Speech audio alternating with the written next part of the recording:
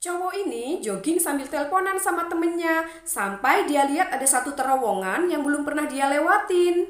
Dia jalan masuk ke terowongan itu yang kelihatannya pendek aja, tapi dia bingung dari tadi jalan tapi kok nggak nyampe ke ujung. Dia mutusin untuk balik aja ke gerbang masuk terowongan itu tadi, tapi kok kelihatannya tambah jauh. Dia tambah bingung nih. Dia mutusin untuk lari keluar dari terowongan itu. Tapi biarpun lari bolak-balik, dia tetap nggak bisa nyampe gerbang masuk atau gerbang keluar dari terowongan itu. Dia terus lari sampai akhirnya kecapean. Dia teriak minta tolong, tapi nggak ada satupun orang yang datang.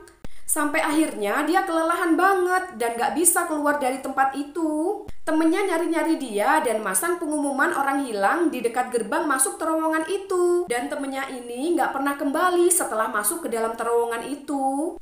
Pas mau pulang dari makam, cewek ini dengar anak cewek ini manggil-manggil ibunya. Dia ikutin, siapa tahu anak ini butuh pertolongan, tapi anak itu menghilang. Dia minta tolong sama pengunjung makam ini untuk sama-sama nyariin anak itu. Tiba-tiba anak cewek ini muncul di belakangnya, tapi nggak mau dideketin. Katanya dia nggak boleh ngobrol sama orang asing, dilarang ibunya. Cewek ini meyakinkan kalau mereka nggak jahat dan mau bantu dia untuk nyariin orang tuanya. Dia nggak tahu jalan pulang karena baru pertama kali ke makam itu. Orang tuanya meninggalkan dia di situ dan mereka menghilang. Anak ini digandeng untuk keluar makam dan mereka sambil ngobrol. Dia ditanya apakah nggak takut jalan-jalan sendirian di makam. Anak ini jawab, iya takut kalau jalan-jalan di makam sendirian, tapi itu dulu waktu dia masih hidup. Loh? Tiba-tiba anak itu menghilang. Serem ya? Anak cewek ini lagi mainan boneka sendirian di kamarnya. Kakak cowoknya datang dan marahin dia. Katanya dia main boneka terus. Adiknya bilang bakal ngelaporin kakaknya ke mama karena marah-marahin dia. Tapi kakaknya nggak peduli. Bonekanya direbut dan dipatahin kepalanya. Adiknya jadi sedih. Dia taruh boneka yang sudah nggak ada kepalanya itu di atas meja. Dia ajak ngomong dan ditinggal tidur. Tengah malam, boneka yang sudah dirasuki roh jahat ini bergerak, turun dari meja dan dia nyari cowok yang matahin kepalanya tadi dan dia serang cowok ini. Paginya, boneka ini sudah kembali ke posisi awalnya di atas meja dan sudah ada kepalanya. Tapi anak cewek ini teriak histeris ketakutan karena di samping boneka ini ada kepala kakaknya.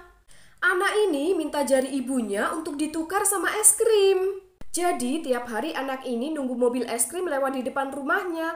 Kalau mobil es krim itu udah datang, dia langsung nemui ibunya untuk minta jari. Ibunya bakal ngiket jarinya pakai pita merah dan motong jarinya pakai pisau dapur. Ternyata bukan kali ini aja, jari manis ibunya aja udah nggak ada.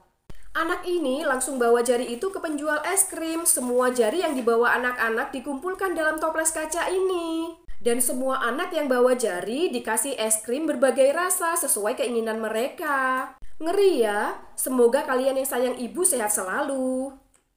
Cewek ini ke perpustakaan sendirian dan di situ sepi banget. Dia lihat ada buku di lantai, dia ambil dan di situ ada kertas yang bertuliskan pesan. Dia lagi ngamatin kamu, tapi dia cuek aja dan dia kembalikan ke rak buku. Dia dengar ada buku yang jatuh dari rak lain. Dia ambil dan di situ ada kertas lagi yang isi pesannya adalah dia ada di dekatmu. Dia ngamatin sekitarnya dan gak ada siapa-siapa di situ. Di buku lain dia nemuin lagi satu pesan yang isinya kamu sudah terlambat. Cewek ini mau pergi dari situ tapi pintunya terkunci. Dia mau kabur lewat jendela juga terkunci. Bentar dulu, jangan lupa bantu aku subscribe ya biar aku semangat bikin kontennya. Makasih. Dia berusaha manggil-manggil orang di luar, tapi nggak ada yang dengar. Sampai akhirnya tirai perpustakaan itu nutup sendiri dan dia terperangkap di sana sendirian. Cewek ini dapat kiriman paket, tapi nggak tahu siapa pengirimnya. Isinya sisir hitam ini, habis keramas dia pakai. Malamnya pas lagi nonton TV, muncul sesosok cewek berambut panjang di belakangnya. Tapi pas dia tengok nggak ada siapa-siapa. Pas lagi tidur, rambut cewek ini dibelai-belai sampai dia kebangun dan dia dengar ada suara aneh dari arah kamar mandi. Tapi pas dia cek, nggak ada siapa-siapa. Suara itu muncul lagi dari arah ruangan lain. Dia cari-cari dari mana sumber suara itu. Sosok cewek rambut panjang tadi ngikutin dia.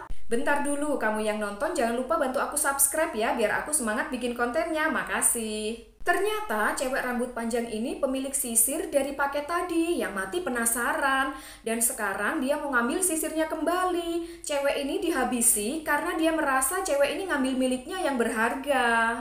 Pulang kuliah, cewek ini lihat ada satu cewek berdiri di pinggir jalan, pegang tulisan minta tolong dan dia kelaparan, tapi dia cuek aja dan terus jalan. Sampai di kos, dia masak makan malam, kayaknya enak banget nih.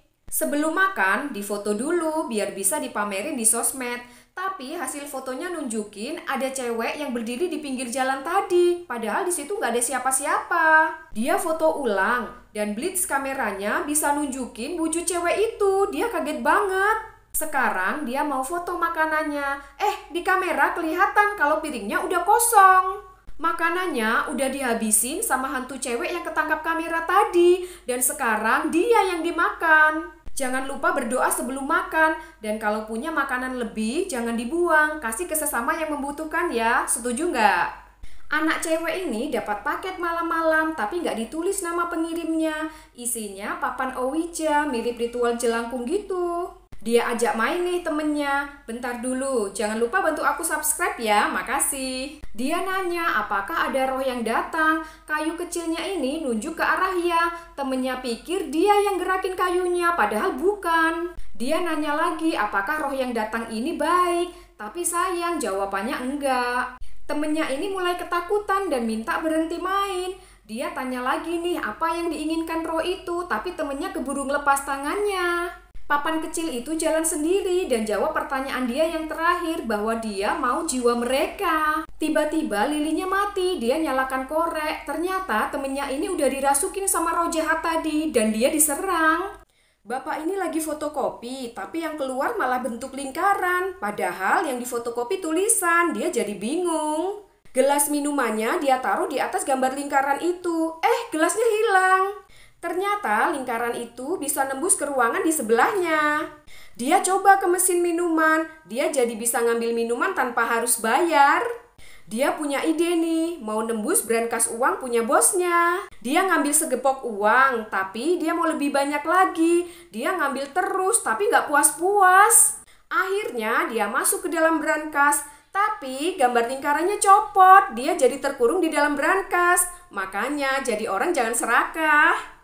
Cewek ini di rumah sendirian, dia taruh HP-nya di meja di samping sofa, terus dia nonton TV sampai ketiduran. Tengah malam dia kebangun karena ada suara jejak kaki dari lantai atas. Dia mau ambil HP-nya tapi nggak ada, ternyata HP-nya udah pindah ke meja lain yang jauh dari sofa tempat dia tidur. Dia balik untuk tidur lagi, tapi kebangun lagi tengah malam karena suara jejak kaki itu muncul lagi dan makin lama makin berisik. Dia cek ke lantai atas, tapi nggak ada siapa-siapa. Di kamar-kamar juga kosong. Dia lihat ada satu kamar yang pintunya kebuka. Dia cek ke dalam, isinya cuma ada satu kursi yang menghadap ke pintu. Dia bingung untuk apa kursi itu. Dia dengar ada suara jejak kaki yang makin mendekat ke dia. Dan akhirnya dia dikurung di ruangan itu sendirian.